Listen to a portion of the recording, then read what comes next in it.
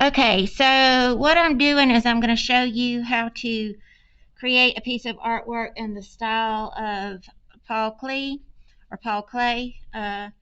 What I'm going to do is I'm going to show you a couple of options. You can either divide this with wavy lines, or you can use a ruler and measure these out perfectly. Okay, what I'm going to do is I'm going to divide this in half first, and then I'll do it maybe in thirds on top of that. So I'll do it 2 more times.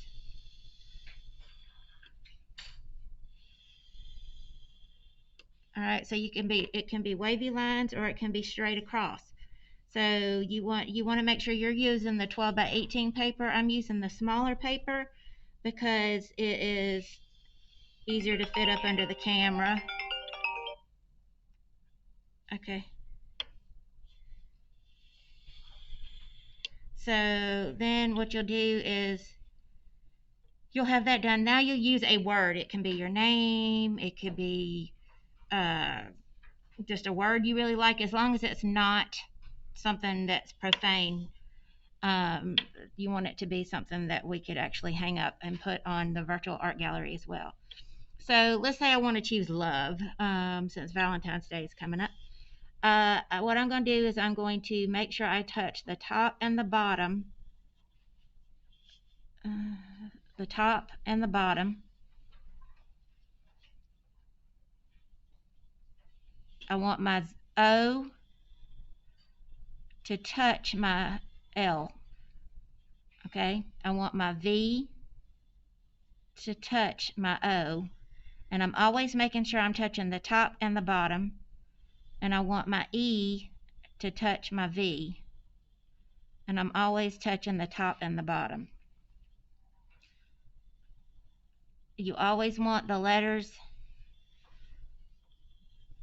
to touch, and I'm repeating the word over and over and over. Eventually you want this to hardly be able to tell what it says, because it's going to turn it into something that's abstract, which usually means there's things that aren't recognizable in it. So you're going to keep doing this all the way across.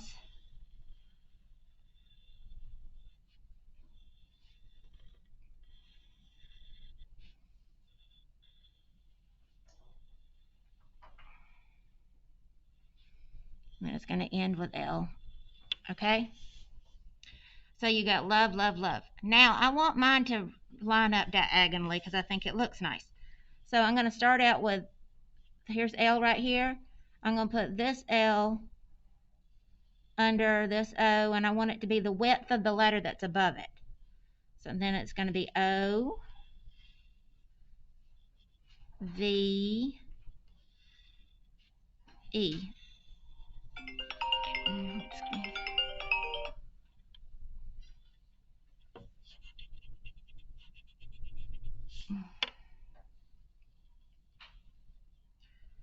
Okay, L,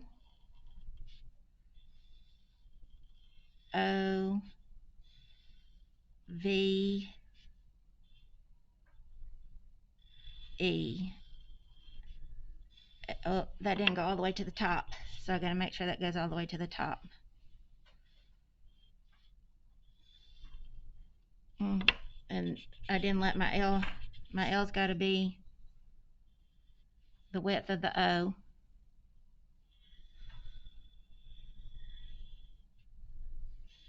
V, E. Okay, now what I want this to be, since love is starting right here, this is going to be the end of love. Okay, then you'll start out with E right here, and you'll go backwards, and this is V, because love spelled backwards is E-V-O.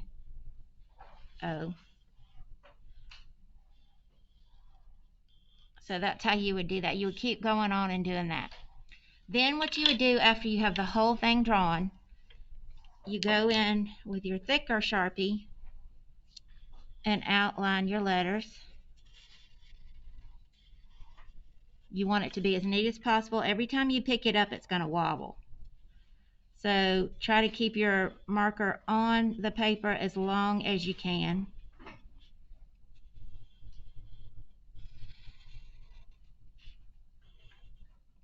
All right, so you're going to complete the whole drawing, outlining your letters like that. Then, if you want a white border around each letter, like this one is, you can see how there's a white border. You've got to aura it with a thin line, so you'll use your thin Sharpie for this. So you're basically going to aura the lines, which means you're repeating the line that's there. And you're basically just very neatly outlining that shape. Notice I don't pick up my Sharpie unless I'm done with that line. Then when we color it in the next video, I'll show you how to fill these shapes with different colors. You want to take your time on this and make it look neat.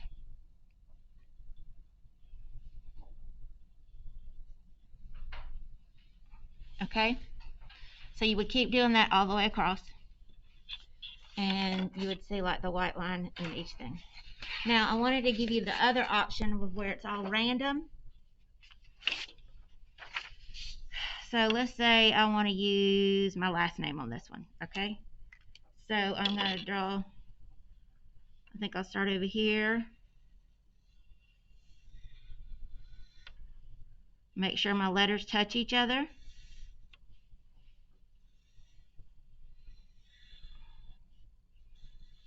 I'm using my last name. You really can start anywhere you want to on the page, because this is going to be really random. And then you just start playing off of each one. Like I might make this S a little smaller. I'm making sure it's touching that letter.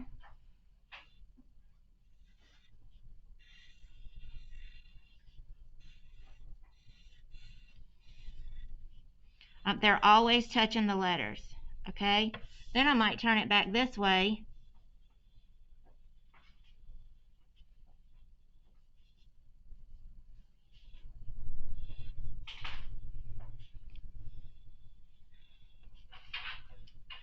The thing is, you want to fill up all the space.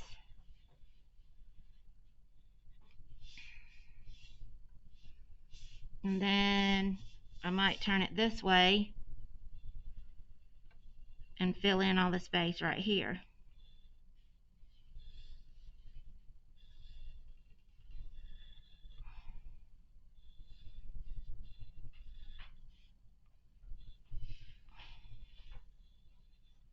Like that. And then I would just keep building up. I might let this be the first S of this one.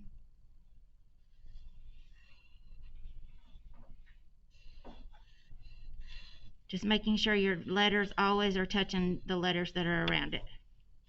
Okay? Then you would fill up the whole page like that, and then you would take your Sharpie and outline it all, and then you would aura it like we did on the last project.